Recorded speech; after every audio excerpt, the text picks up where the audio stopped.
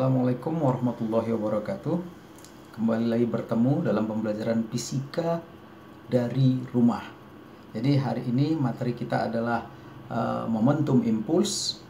Untuk itu anak-anak sekalian yang berada di kelas 10 IPA 1 harus terlebih dahulu memahami beberapa konsep besaran. Yang pertama harus paham dulu tentang gaya. Apa itu gaya? Ya, gaya adalah interaksi antara dua buah benda. Kemudian apa itu kecepatan? Kecepatan adalah jarak per perpindahan.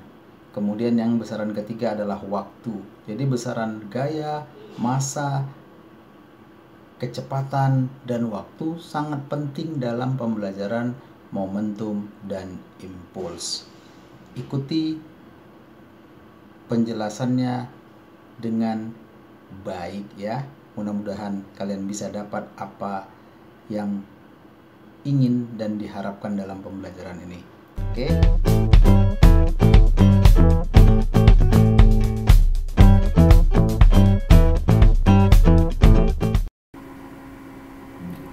Kembali bersama dalam pembelajaran fisika dari rumah. Tapi sebelumnya jangan lupa cuci tangan pakai sabun ya. Kemudian berusahalah belajar di rumah untuk mencegah penyebaran virus COVID-19. Oke, kita ikuti pembelajaran momentum dan impuls.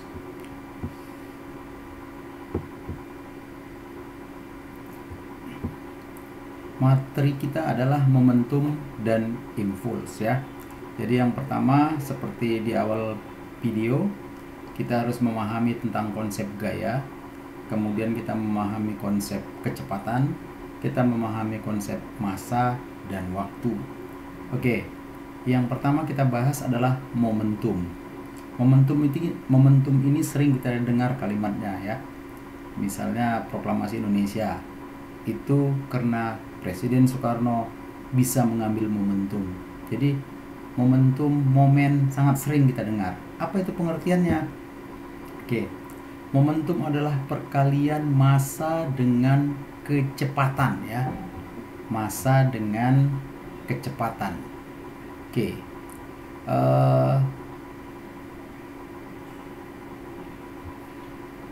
Secara matematis ini ditulis P sama dengan M kali V ya. P sama dengan M kali V. Jadi seperti tadi, P ini lambang momentum, M lambang massa, P lambang kecepatan. Oke, jadi momentum itu satuannya kilogram meter per sekon. Kemudian massa itu satuannya kilogram, kecepatan satuannya meter per sekon. Jadi untuk memahaminya kita perlu melihat video berikut.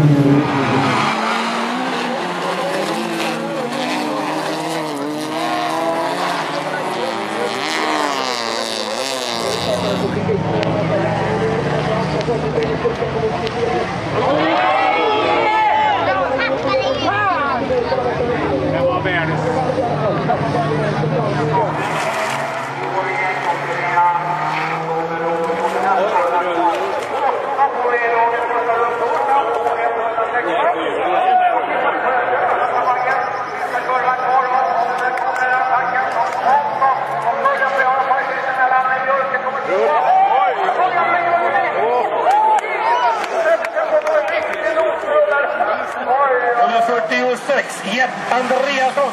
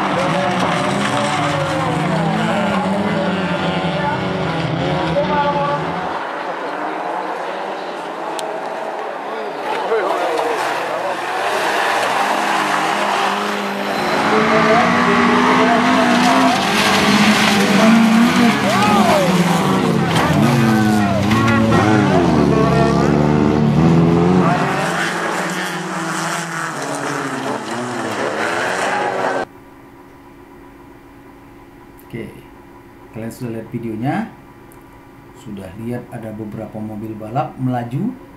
Jadi mobil balap melaju itu merupakan contoh dari momentum.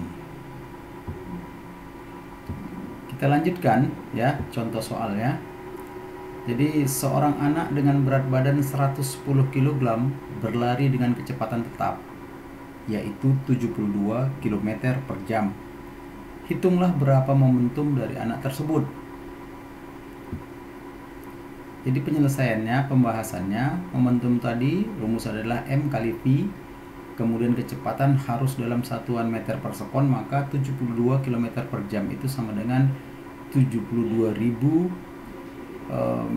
meter dibagi 360 sekon sama dengan 20 meter per sekon. Jadi momentumnya massa kali kecepatan sama dengan 110 kali 20 sama dengan 2.220 kg meter per sekon. Ini salah satu contoh soal yang bisa kalian ulang-ulang. Oke, selanjutnya kita bicara impuls. Ya, impuls itu apa? Impuls itu seperti kita kena setrum, terkejut gitu misalnya. Ya, atau kita memukul dengan cepat, atau menyelentik kuping orang. Jadi impuls adalah suatu peristiwa bekerjanya gaya dalam waktu yang singkat, jadi sangat singkat, atau bahasa kerennya hentakan sesaat. Ya, bahasa kerennya hentakan sesaat. Jadi hentakan sesaat. Jika kita mukul dengan cepat itu hentakan sesaat. Menyelentik kuping orang itu hentakan sesaat, atau melempar seseorang itu hentakan sesaat. Oke. Secara matematis ditulis I sama dengan F dikali perubahan waktu. Jadi perubahan waktu ini yang menyebabkan hentakan sesaat. Ada gaya, ada perubahan waktu yang sangat cepat. Oke. Jadi itu simbol dari impuls, satuannya Newton sekon. Kemudian F itu satuan dari gaya, Newton. Kemudian T itu satuan dari waktu, simbol dari waktu, satuannya sekon. Contoh soal ya, perhatikan soalnya. Riku Simanjuntak mengambil tendangan bebas tepat di garis area penalti lawan. Jika dia menendang dengan gaya 400 Newton dan kakinya bersentuhan dengan bola dalam waktu 0,15 sekon, tentukan berapa besar impuls yang terjadi. Jadi ingat, waktunya di sini 0,15 sekon, jadi sangat cepat. Itulah yang disebut hentakan sesaat. Jadi kalau kita tendang bola, hentakannya itu termasuk dalam kategori hentakan sesaat. Jadi tentukan berapa besar impuls yang terjadi. Oke, pembahasannya gampang saja. Kita masukkan rumusnya, I sama dengan F kali delta T, maka I sama dengan 400 kali 0,15 sama dengan 60 Newton waktu atau 60 Newton sekon. Oke, sekarang apa hubungan momentum dan impuls? Ada ya. Jadi momentumnya sangat erat karena satuannya hampir sama. Jadi momentum tadi dan impuls, ya, impuls itu berada dalam momentum. Artinya kalau terjadi perubahan momentum, maka impuls pasti akan terjadi. Jadi perubahan momentum karena adanya perubahan waktu, maka perubahan waktu itu terkait dengan perubahan kecepatan, maka akan timbul impuls. Jadi I, impuls itu sama dengan perubahan momentum ya. Jadi kalau I tadi F kali delta T sama dengan delta atau perubahan momentum. Jadi F kali delta T perubahan waktu, F kali perubahan waktu itu sama dengan massa kali kecepatan kedua dikurang massa kali kecepatan pertama. Atau bisa kita buat F kali perubahan waktu sama dengan M buka kurung kecepatan kedua kurang kecepatan pertama. Atau F sama dengan M dikali kecepatan kedua kurang kecepatan pertama dibagi waktu. Jadi secara matematis bisa ditulis seperti ini ya, F sama dengan M buka kurung kecepatan kedua kurang kecepatan pertama dibagi perubahan waktu. Jadi biasanya gaya luar akibat hubungan momentum dan impuls ini biasanya harus sama dengan 0. ya. Oke, hukum kekekalan momentum. Jadi hampir sama dengan hukum kekekalan energi.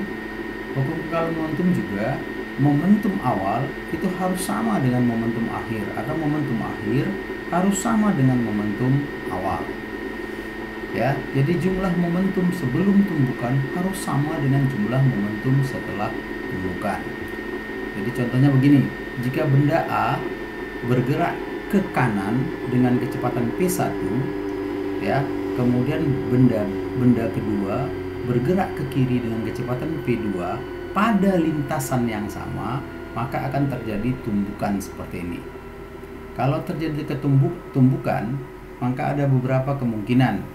Yang pertama, lenting sempurna, ya, lenting sempurna. Benda kedua berbalik arah semula, kecepatan jadi v-aksen. Benda pertama juga berbalik semula. Ini disebut tumbukan lenting sempurna.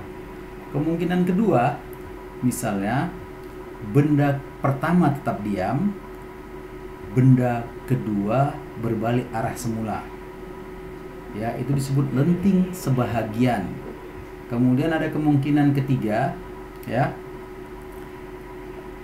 Benda pertama dengan benda kedua bergabung menjadi satu dan bergerak searah atau diam di tempat. Kalau dia diam di tempat, maka ini kita sebut tidak lenting sama sekali. Jadi kalau dia bergerak bersama-sama juga tidak lenting, ya, tapi dia bergerak ke arah yang sama. Tapi kalau dia satu diam, satu lagi bergerak ke arah semula, itu disebut lenting sebahagian. Tapi kalau dua-duanya bergerak ke arah semula, setelah tumbukan, ya, bergerak ke arah semula, berbalik arah dari arah semula, itu disebut lenting sempurna. Jadi kalau benda pertama bertuburkan dengan benda kedua seperti yang ini, benda pertama balik berlawanan arah, sedangkan benda kedua juga sama, balik berlawanan arah, ini disebut lenting sempurna. Momentum sebelum dan sesudah tumbukan, ya, momentum sebelum dan sesudah itu adalah, kalau kita buat dalam penjelasan yang setahap demi setahap, sebelum tumbukan itu rumusnya P sama dengan P1 tambah P2, atau M1 kali P1 ditambah M2 kali P2. Ini berarti tadi yang benda pertama bergerak ke kiri, benda kedua bergerak ke kanan. Oke, kalau setelah tumbukan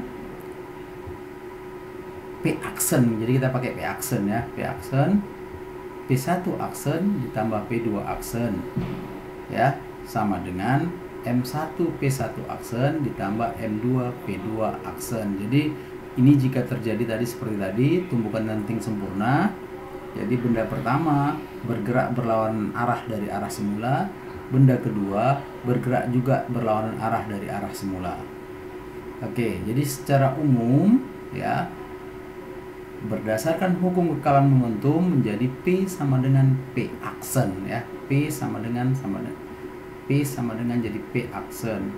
Oke, kalau secara matematika ditulis berarti M1 kali P1 ditambah M2 kali P2 sama dengan M1 P1 aksen ditambah M2 P2 aksen.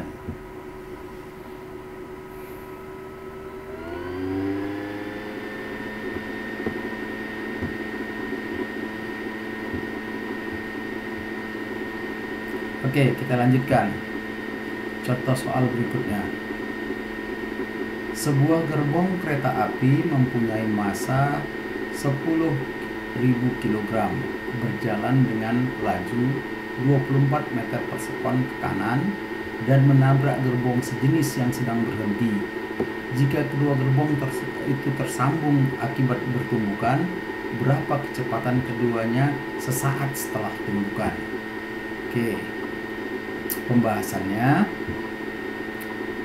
ini P1 nya, momentum awalnya M1 P1 tambah M2 P2, ya. Jadi 10.000 kg kali 24 meter per sekon ditambah 10.000 kg dikali 0. Kenapa 0?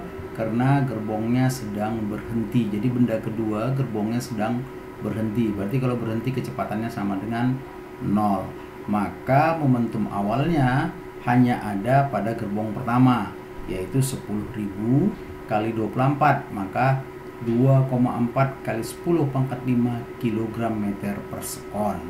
Itu momentum pertama atau momentum awal. Oke. Sekarang untuk momentum kedua. Jadi momentum kedua itu di sini berapakah kecepatan keduanya sesaat setelah tumbukan jika kedua gerbong tersambung, artinya menyatu ya, menyatu. Jadi kita belum tahu kecepatannya berapa. Kita hanya tahu momentum akhirnya nanti M1 tambah M2 dikali P aksen ya. Oleh karena itu maka kita buat P1 sama dengan P2. Jadi momentum awal sama dengan momentum akhir. Berarti momentum awalnya tadi 2,4 kali 10 pangkat 5. Kemudian momentum akhirnya M1 tambah M2 dikali V aksen. Maka M1 nya kita tahu 10.000, M2 nya 10.000. Maka ini bisa kita buat. Kita pindahkan ke M1 tambah M2 kita pindahkan ke ruas kanan. Kalau di sini hubungannya kali, maka jadi hubungannya bagi. Ya, jadi hubungannya bagi. Maka P aksen itu kita dapat 2,4 kali 10 pangkat 5 dibagi M1 tambah M2. Oke, jadi P aksen sama dengan 2,4 kali 10 pangkat 5 dibagi 20.000, karena ini 10.000 tambah 10.000. Jadi kalau ini kita buat bilangan berpangkat 2 kali 10 pangkat 5 ya. 2 kali 10 pangkat 5.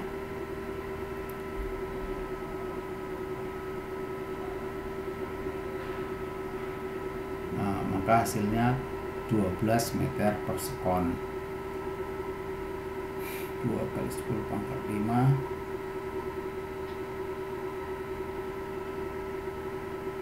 Oh, ini 2 kali 10 pangkat 4 ya. 20 kali 10 pangkat 4 berarti nanti ini jadi 10 pangkat minus 1 dikali 1,2 ya, betul. Kecepatan akhirnya adalah 12 meter per sekon. Oke, jika ada gambar seperti ini ya, ini masing-masing berarti ada sekitar 5 soal. Ini sebelum tumbukan, setelah tumbukan. Jadi kalau di awal ini ada buah benda bertumbukan dengan arah yang berlawanan, satu kecepatannya 8 meter per sekon.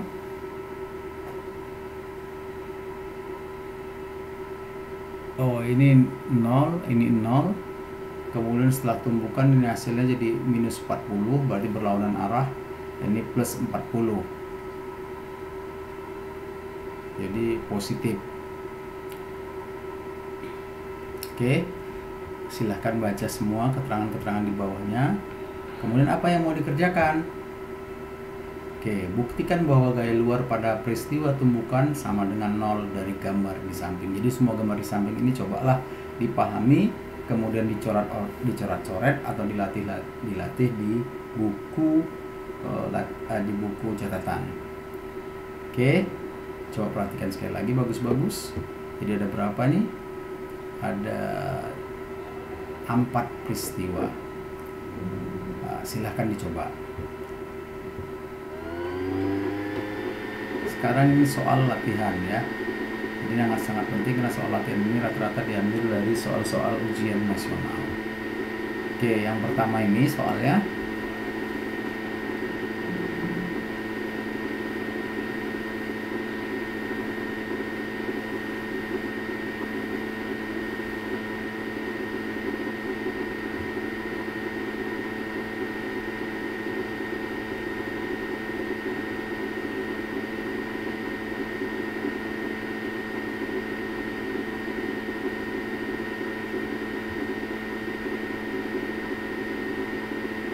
Soal berikutnya.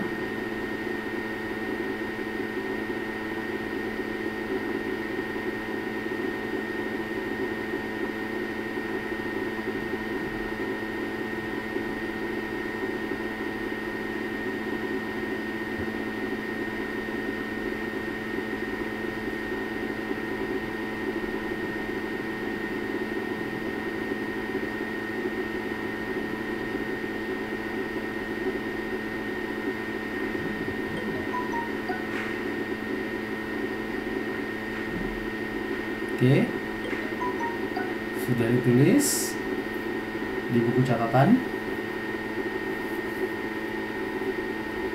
Soal terakhir.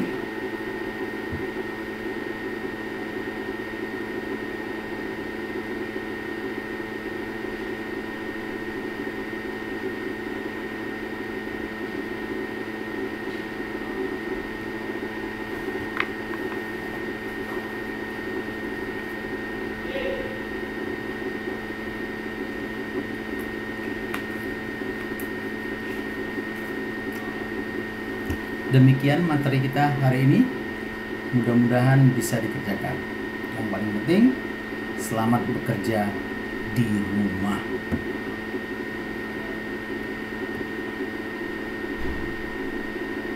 Terima kasih telah mengikuti pembelajaran ini.